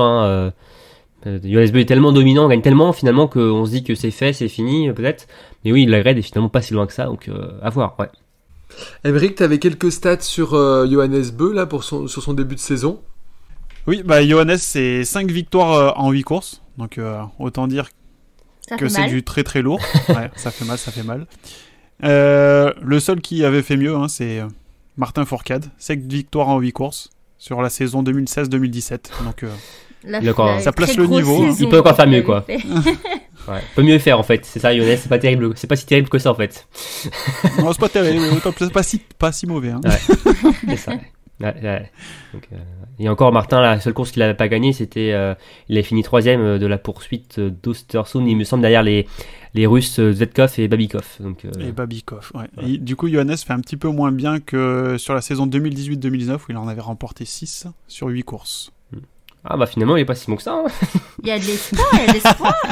Ouais, c'est ça. Une saison Faut bien trouver des petits compliquée. endroits. Hein. Saison compliquée pour Johannes. Pour Ouais. la chasse au record, en tout cas. Alors, bon, les Norvégiens qui rigolent, mais moins Samuelsson, qui a vécu vraiment bon, excepté la poursuite où lui, il était un peu mieux chaussé. Mais sinon, il vit des moments compliqués. Comment vous expliquez ça, Ouais. notre Suédois? C'est finalement moi la comparaison avec Anne Neuberg, moi je trouve elle est parfaite. C'est les mêmes cas je trouve. Ça démarre fort, ça ski très bien ça tire très bien sur les premières courses. Et après, bah, ça s'effondre un peu et ça c'est pas mauvais, mais ça s'effondre suffisant pour finalement perdre pas mal de points et de place au général. Alors, il était malade sur la mass start. Ah oui. Voilà, ça comptait. Il a quand même tenu à prendre le départ et c'était bizarre parce que dès le premier tour, il avait perdu beaucoup de place. Il était déjà au fond du classement. Mais même, enfin, ça n'enlève pas le fait qu'il ait fait 2 fautes au sprint et qu'il finisse 17ème. Même chose aussi à Orpheson, 2 fautes, il finit 19ème. Il remonte un peu sur les poursuites, mais il rentre pas dans le top 5. Ouais, bah c'est... Oui, enfin, pour moi, la comparaison avec Hanneberg est bonne. Enfin, alors, il est quand même à 88% de réussite au tir, c'est quand même très bon. Mais tu vois, même sur les temps de ski, je sais pas si tu t'as les temps comme tu avais fait avec Anna, Emmerich, mais c'est quand même rentré dans le rang. Là, ouais. Je pense que c'est rentré dans le rang. Ouais, sur les 3 premiers week-ends, il fait 9, 2, 11, 10, 4. Et là, il fait 8, 4 et 30. Ouais, bon, sans compter, ouais. Mais Bon, le dernier, il compte pas. ouais, il compte pas, on va dire. Mais il a encore pas fait de podium sur. Si je me trompe Non. pas sur ce début 2 fois de saison. chocolat. Ouais, Ouais. c'est ça, ouais. On le plaçait parmi les favoris pour le général et au soir là du Grand Pendant, là, il est 9ème au classement général. Donc Ouais. c'est un 9ème, mais quoi, comme Quentin, il est pas non plus à des années-lumière de. c'est ça. Bah, Il est à 54 enfin, points du podium. Il y a des années-lumière des Norvégiens, mais Oui. mais du podium, oui, c'est clair. Mais oui, pour les Quentin Une et belle bataille pour la 3ème place, quoi. ouais, on va se contenter de ça, ouais. Pour les autres, mais ouais. C'est ce qui va nous motiver. Il va y avoir 2 courses dans la course, en fait, cet hiver. C'est ça. La bataille pour le général, la bataille pour la T'as 3ème. le championnat de Norvège qui va sacrer le leader et après t'as le championnat du monde voilà, pour la 3ème place. Voilà. Décidément, on se croit vraiment en Formule 1 avec les batailles des milieux de peloton là. Ouais, ça va. T'as Red Bull devant et après t'as les Ferrari, Emilia Jacquelin qui des fois sont super fortes, performantes et qui malheureusement Et puis ont des fois- des problèmes de moteur. Non mais ouais, pour Samuelsson c'est pas un bon début de saison, c'est ça c'est sûr. C'est clair. Celui qui revient bien, c'est Johannes Dalleux, qui tout simplement remporte la Mastart. Ouais. Ça fait Qu'est-ce qu'on plaisir. peut... Ouais, ça vous fait plaisir, Ah ouais. ce retour en Carrément. grâce. Ah ouais, franchement Ah, puis, génial. L'émotion qu'il avait, c'était génial de le voir comme ça aussi ému. Enfin, Ouais. il disait vraiment que l'année dernière ça avait été très compliqué et puis dans cette équipe de Norvège tellement dense, c'est super dur de garder sa place. Et là au final le malheur de Bakken fait son bonheur et c'est génial Ouais. de le voir gagner comme ça. Ça fait plaisir. Je sais pas si on peut utiliser le mot revanche, mais en tout cas, quel retour. Enfin, c'était pas gagné, comme tu l'as dit. Ça joue à rien. Enfin, Bakken, oui, qui devait être là, voilà, c'était sa place normalement, et Dalleux aurait dû recommencer en IBU Cup. Mais alors certes, en plus, enfin, les résultats de Dalleux étaient pas forcément réguliers sur le début de saison. Enfin, c'était pas non plus incroyable. Tu vois, sur la poursuite, il fait 55e à Concharty. Ouais. Voilà. Ouais. Sur le sprint d'Orfilsen, il Il fait a peut-être eu un 10e. problème de. Ouais. On en a pas entendu parler, mais peut-être qu'il a un problème de carreau aussi, parce que 9 fautes. Ouais, peut-être. Peut-être problème de réglage ou je sais pas. Peut-être. Pas forcément de carreau. Ouais. Mais encore, tu vois, c'était pas. Il avait pas non plus sa place assurément, tu vois, sur janvier. Tout dépend si Bakken revient ou pas. Même, bon, il y a Ouais, Strömsheim qui est là. il avait quand même un avantage sur Tarier qui faisait encore Ouais. un homme Après. encore moins bon début de saison. Mais bon, après Tarier, c'est Tarier. Je pense que Ça compte. Il est par dur, rapport à- il est a un dur à... statut qui fait que. Ouais. Ouais. Et Dur pour les à relais, enlever, hein. d'avoir interdit, c'est quand même top. Je pense que ça compte par rapport à ça. Mais C'est quelque chose qui a fait rallye quand même en Norvège. ouais, Quand même, Bjørndalen toujours, qui a pas mal râlé, il comprenait pas ça normal. Je sais plus si c'est Bjørndalen ou en tout cas oui des spécialistes en Norvège qui trouvaient pas forcément ça normal que Tarjei Bø soit là quoi. Donc c'est non mais franchement c'est super pour Dale. C'est un athlète qui est génial. Avec toujours, enfin il a pleuré encore je crois après cette Ouais, victoire. en Hein. interview et tout, il Ouais, était en pleurs au micro il avait vidéo. pleuré à Orpheusden quand il avait remporté son premier succès. Ouais. Bah, il y a tellement d'émotions, je pense, oui, avec tout ce qu'on a dit, hein, son retour au premier plan là, qui n'était pas gagné. Bah, il était même pas en équipe A cet été. Il a fait beaucoup de chemin, il a bien bossé. Et... Non, c'est vraiment top. Bon, après, malheureusement, c'est encore un Norvégien. Il a déjà beaucoup en avance, beaucoup au premier plan, mais non, c'est génial pour Johannes. Ah bah là les Norvégiens ils ont montré ce que les Français devront faire à Oslo. Petite revanche non? Parce que là Ouais. ça fait mal hein. Ouais, c'est. Mais Bah, après, ça se relayait bien, hein, Oh tous là les là. 4 là. Ah c'était C'était, impressionnant. ouais, c'est impressionnant, ouais. C'est fou, enfin 4 quoi. Je veux dire c'est pas 1, c'est En pas fait, 2, c'est En 4. fait, t'avais l'impression d'être un entraînement en fait. Enfin, tu vois, comme une préparation à un stage de l'équipe de Norvège, mais par contre sur la Coupe du Monde en fait. C'était à la fois beau et, enfin, c'était assez particulier à vivre en On aurait fait. bien aimé que ce soit pas à la maison quoi. C'est ça. Oui, c'est un peu humiliant en fait, un petit peu, hein, tu vois. Hein. Bon après, tu vois, Voilà. on les a un peu humiliés en 2016 hein, pour leurs mondiaux aussi. Donc, C'est pas faux. on peut prendre un peu notre grade aussi de ce côté-là, mais Mais bon, c'était quand même une magnifique oui, c'est. démonstration d'équipe. Hein. C'était beau. Après, tu vois, ils étaient en équipe, ça les a peut-être même un peu perturbés, tu vois, sur le tir aussi. Ils ont ouvert des portes. Malheureusement, derrière, ça a pas saisi l'occasion. Ah oui, ils se Et- mettent la pression aussi entre eux, hein, et ce qui évite. Ah, forcément, ouais, ça doit pas être simple, hein, finalement, hein, tu vois. Ça doit être intéressant de savoir, finalement, est-ce qu'il y a une différence, tu vois, à arriver sur un pas de tir entre coéquipiers ou, tu vois, avec des adversaires, tu vois. Pas forcément dans la tête peut-être la même chose, la même situation. Donc, d'être avec des amis, on sait que Christiansen et, par exemple, les Dalleux sont très proches, avec ce tour-là aussi, hein. Même aussi, Johannes, son frère n'est pas là, mais forcément, ils ont été plusieurs fois ensemble sur un pas de tir, à jouer une victoire, doit être très particulier aussi, hein. Oui, certes, on aurait préféré avoir des Français et d'autres athlètes avec eux, mais c'était beau aussi de voir ça et de voir toute la force du collectif norvégien. Et je pense que Siegfried devait être très content devant sa télé. Ouais. 8 podiums sur 9, c'est compliqué de faire mieux quand même. Hein. Ouais, c'est ça. C'est un peu à l'image de ce que fait la Norvège en IBU Cup, donc ouais, c'était. Ouais. C'est très impressionnant, mais c'est pas surprenant non plus tellement. Enfin, voilà, on connaît le collectif norvégien. Malheureusement, les Français sont un peu en deçà de ce qu'ils étaient les derniers hivers, et la différence se voit tout de suite. Hein. Bon, est-ce qu'on clôt la page Coupe du Monde masculine?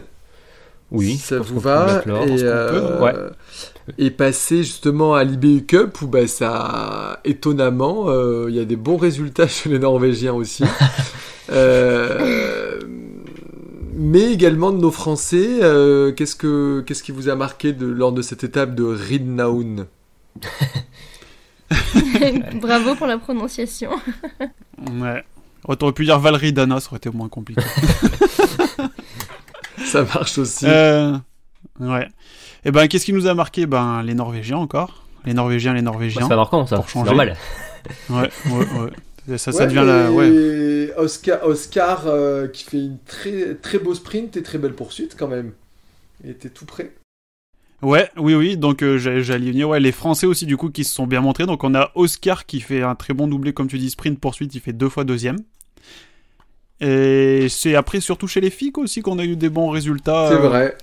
Enfin, après, si, il y a quand même eu Paul Fontaine qui a fait des bons résultats. Il y a non, c'est chez Valentin, c'est chez les juniors, je me trompe. Mais du coup, les filles, donc on a eu Paula qui fait 3e et 4e sur le sprint et la poursuite. Donc, elle est redescendue du Bay Cup cette semaine, mais elle démérite pas. Hein, elle se démobilise pas, elle est toujours là présente. On a Gilon Guigona, donc la petite sœur d'Antonin, on l'a vu, qui suivait les courses quand ils étaient au Grand Beau là-bas. Il a mis. Je sais plus, peut-être sur les images de la FFS où on le voit, il suit la Mastart 60 parce qu'elle s'impose sur la Mastart 60. Ouais. en clôture du week-end. Une super course. Course super course. Hein. Enfin, le format, je parle. Hein. Tu faisais une petite. Voilà. Oui, parce que la Mastart 60, c'est toujours aussi génial. Bizarre, on va dire. C'est incongru. Et du coup, course sur laquelle on a vu aussi Fanny Bertrand qui du coup a terminé au pied du podium 4ème. Et petite anomalie, non, pas anomalie, mais c'est le métier qui rentre, hein, on va dire, c'est Anna Maria Lampic, du coup, qui est disqualifiée sur la poursuite, il me semble, ouais, c'est la poursuite, tout simplement parce qu'elle est partie trop tôt, en fait. Elle est pas partie dans son laps de temps de 3 secondes qu'ils autorisent pour le départ de la course. Et du coup, elle s'est fait disqualifier, quoi. Mais d'habitude, c'est pas une pénalité en temps. Tu prends 2 minutes, ou là, c'est carrément une disqualification totale. Là, je pense qu'elle a dû partir vraiment trop tôt. Ah oui, mais vraiment 1 minute avant, peut-être. Ah oui. Je pense qu'elle a dû partir vraiment trop tôt, hein, parce que pour se faire disqualifier carrément... Ouais, parce que je crois que sinon c'est 2 minutes, hein, il me semble. Ou 30 secondes. Non, 30 secondes. 30 secondes. Sur la même course, il y en a qui ont été... 30 secondes, il me semble, plutôt. 30 secondes. Il y en a qui ont été crédités de temps supplémentaire. Mais elle, du coup, est disqualifiée. Bon, écoute, ouais, peut-être parce qu'elle avait gagné plus de 30 secondes. Hein. Elle est partie peut-être plus de 30 secondes d'avant. Donc, ouais. Ouais, faut voir. Après, il faut aller lire. J'ai relu la décision de l'IBU. Il parlait juste d'un départ, pas frauduleux, raté. Je sais plus comment ils disent ça. Non, c'est pas. Non, c'est juste départ raté. Un départ volé. Failing to stop competing. Ah non, ça c'est pas elle. Elle started more than 3 seconds too early. Donc elle est partie plus de 3 secondes trop tôt. D'accord. Ouais. Et là, c'est... Donc après, il faut aller voir l'alinéa la règle numéro 11.3.4.s pour voir exactement peut-être pourquoi ils ont décidé de la disqualifier complet. Ok. Non, mais c'est le début, hein, comme tu dis très bien, c'est le métier qui rentre. C'est le métier qui rentre. Hein. Ouais. D'autres choses à dire sur l'IBU Cup. On passe à la Junior Cup, de plus en plus jeune, avec une étape à... Ouais, ça vous va? Ouais. Non, l'IBU Cup, moi c'est... Romain, t'as pas... Ah non, rien à dire de plus, non. Rien qui nous a sauté aux yeux, plus que ça. Sauf que Gilon est en tête du général, IBU Cup. Ah oui, excusez-moi, j'ai oublié de le dire. Donc ça c'est top, et à voir si... c'est compliqué de monter en Coupe du Monde là peut-être, mais ce serait aussi sympa d'avoir les 2 Guigona en Coupe du Monde, mais... c'est compliqué, je sais pas qui on descend si c'est peut-être falloir qu'elle attende de gagner le général pour pour l'ouverture. Pour le début de saison de l'année prochaine. Ouais, c'est carrément c'est terrible. Hein. Ouais, c'est fou. Et peut-être un petit mot sur Federica Sanfilippo, du coup qui avait été écartée des équipes italiennes. Ouais. Elle gagne toujours à là. Domicile. Toujours là, tu as l'impression que c'est fini pour elle, mais finalement elle tient toujours le bon bout, et avoir monté dans la Coupe du Monde, tu vas voir prochainement. Comme la saison dernière. Ouais. Pas dans les équipes, elle a fait son petit bout de chemin, elle repasse par l'IBU Cup, elle fait des bonnes courses. Là, en plus, elle disait que c'est vraiment chez elle, c'est son village natal, Ridnon. Donc c'est vraiment chez elle. Quoi. C'est une étape qui comptait vraiment pour elle, là, ouais. C'est comme Sophie au Grand Bornand. D'accord. Ouais. C'est beau. Une belle histoire. Ouais. Non, c'est bon week-end de la part de l'italienne. Je crois que c'est à peu près tout pour l'IBU Cup, c'est déjà pas mal. Oui, et la Junior Cup, un petit mot, c'était... c'est à noter qu'on n'a pas d'étape de Junior Cup avant février, et une étape à Anja en Estonie. Donc il fallait marquer des points lors de cette étape d'Aubertillac. Qu'est-ce qui vous a marqué? Peut-être la victoire d'Océane Michelon? Entre autres, ouais. Entre autres, chez les filles, ça a été un bon week-end, en termes de victoire surtout, puisque comme tu le dis, il y a Océane qui s'impose sur l'individuel. Si je me trompe pas, Romain, c'est un format qu'elle aime bien, l'individuel. Ouais, elle est fois qu'on la voit. Médaillée aux mondiaux l'an dernier, junior. Ouais, c'est un format qui lui réussit plutôt bien. Hein. Ouais. Et on a eu, du coup, en clôture de week-end, la fusée la fusée iséroise, si on peut dire, la fusée dauphinoise, Anaëlle Bandou. Comme je le disais, quand il suffit qu'elle blanchisse les cibles et c'est victoire assurée. Là, elle a mis tout le monde à l'amende, à part Maya, ouais. la seule qui a réussi à la tenir, une autre grenobloise, ça ne s'invente pas. Il y a Clotens, c'est la seule qui a été capable de la tenir à ski, qui termine Toutes les couleurs belges. à 3 secondes de son temps de ski. Ouais, du coup, qui est naturalisé belge. Enfin, qui est binational, c'est pas pareil. Et du coup, Anaël Bondou qui s'impose pour la première fois à l'international, si je me trompe pas. Et du coup, autre résultat, avec les garçons, on a Valentin Lejeune qui fait 4ème de l'indiv, 6ème du sprint.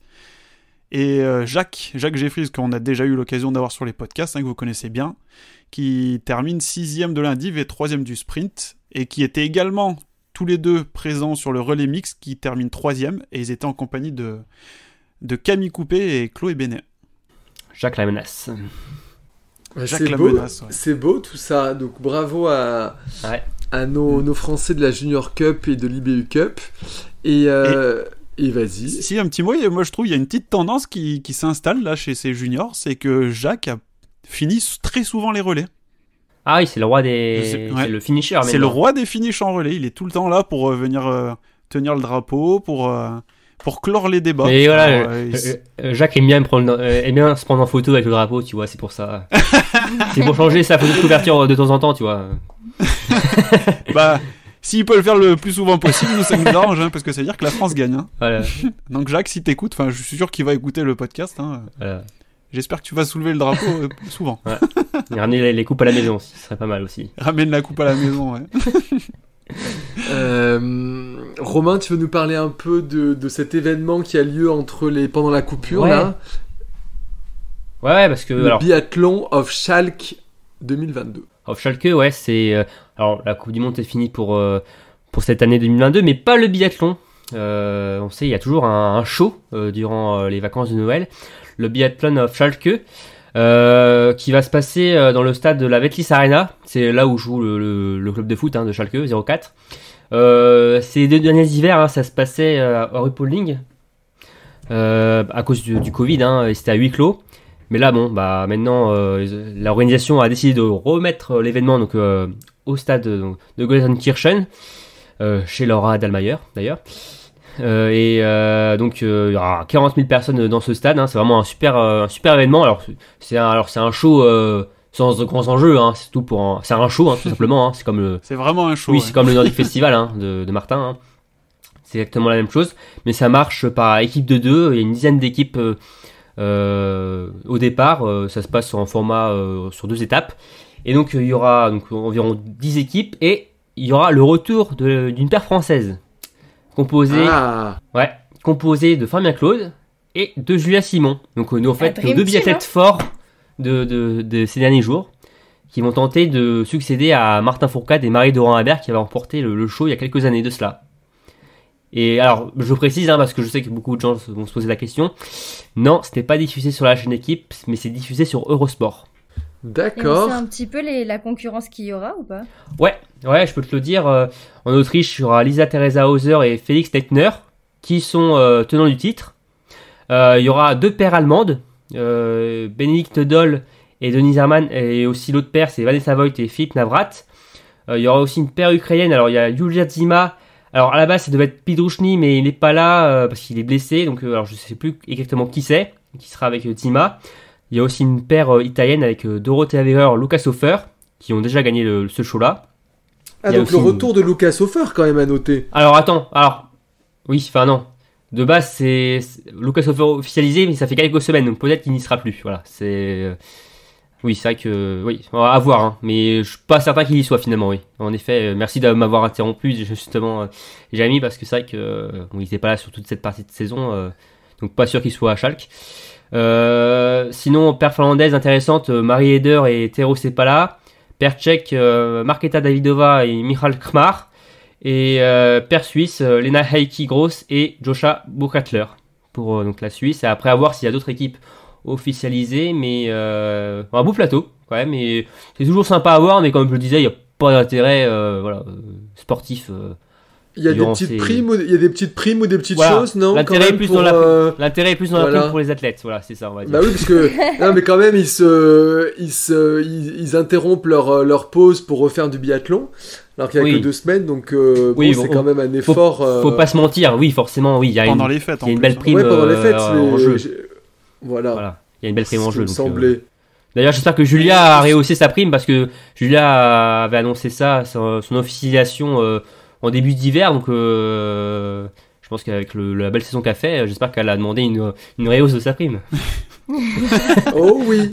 Et est-ce que va y avoir des pairs juniors, jeunes, je sais pas comment ils avaient fait. Ouais, bah oui, Au début, il y avait Sébastien Mahon et Camille Benet qui avaient gagné il y a quelques Ouais. années. Je sais pas. Je sais pas du tout, j'ai pas vu le programme complet de ce show, mais oui, c'est vrai qu'il y avait ça, ouais. Peut-être pas, mais ça serait intéressant à voir. Mais oui, il y a des courses juniors aussi, des fois. Mais franchement, c'est sympa à voir, hein. Franchement, avec ce stade-là, l'ambiance, non, c'est, en plus, à l'occasion de voir des tirs hyper rapides. Ça rentre. T'as en plus la note pénalité est très petit, donc franchement c'est une course, c'est dynamique, sans enjeu certes, mais c'est sympa, et même tu vois pendant les fêtes t'as toujours le côté biathlon qui est toujours là, et C'est pas génial. mal. Non, mais on est très content de cet événement. Merci Romain. Ouais, Eric. C'était à Ruhpolding il y a 2 ans Oui. ou c'était Enfin, non. il avait énormément neigé. Oui, à Ruhpolding, pendant la course, il neigeait Ouais. énormément. Ouais.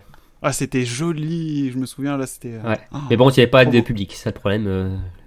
Mais oui, j'ai le souvenir qu'il y a 2 ans, c'était enneigé comme pas possible à Ruhpolding. Des gros pataros qui tombaient là, c'était. En effet. L'heure maintenant de vous annoncer donc la prochaine étape de Coupe du Monde.